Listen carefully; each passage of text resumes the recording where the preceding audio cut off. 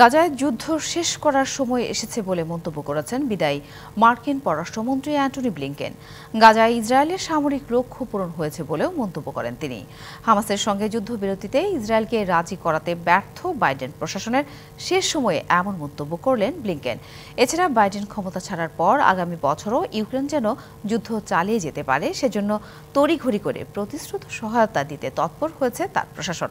বলেন, নবনির্বাচিত মার্কিন প্রেসিডেন্ট ডোনাল্ড ট্রাম্প শপথ নেওয়ার আগে ইউক্রেনের জন্য প্রতিশ্রুত প্রতিটি ডলার ব্যয় করতে চায় বাইডেন প্রশাসন।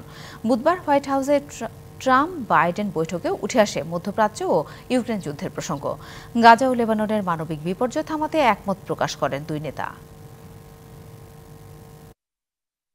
Working to make sure that Ukraine has what it needs to effectively defend itself. গাজায় কার্যকর যুদ্ধবিরতি দেখতে চাই আমরা। পুরো অংশে না হলেও একটি বড় অংশকে যুদ্ধবিরতির আওতায় দেখতে চাই। এছাড়া ইউক্রেনে উত্তর কোরিয়ার সেনাদের উপস্থিতি উদ্বেগের কারণ। 2025 সাল পর্যন্ত যুদ্ধ চালানোর রসদ ইউক্রেনকে দিয়ে যেতে চাই আমরা। And President Biden is committed to making sure that every dollar we have at our disposal.